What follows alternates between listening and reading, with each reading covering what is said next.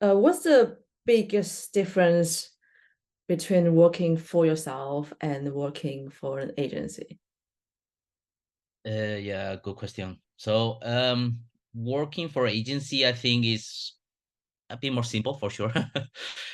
Because at the end you have one job and Mm, you're focused on doing one thing, let's say, even though it's complicated, but if you're hired as a designer, let's say you need to be one of the best designers, right? mm, Try to do your work best as possible.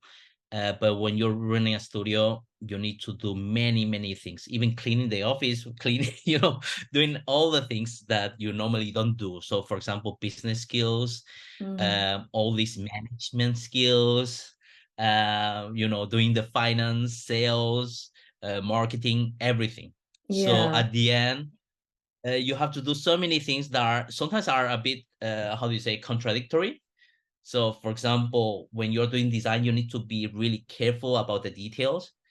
But when you're doing, let's say, business, sometimes you don't need to take care of the details, and maybe it's the wide picture that you need to pay more attention, and then maybe the long-term thing, or I don't know. So it's something that is really difficult to balance.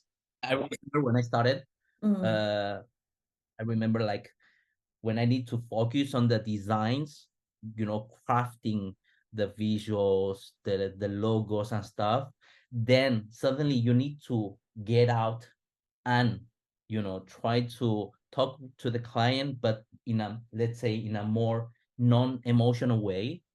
It's really hard, because when the client says, I don't like any of those, it's like hurting hurting your feelings, right? yeah, So it's it's like hard someone to saying your child oh is ugly.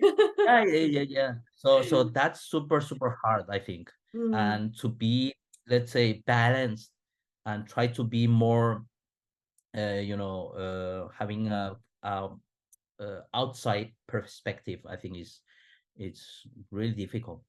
mm. This is, I think, what most creatives lack of right now because a lot of us just want to focus on the design and we don't really think about Mhm, anything else. But then if you decide that you want to transition into working for yourself, there's a lot of mhm. skills that you have to learn from starting to be a freelancer while you're working for full time. It might sound unethical, but this is how we learn stuff, and then eventually we can go out and do our own thing.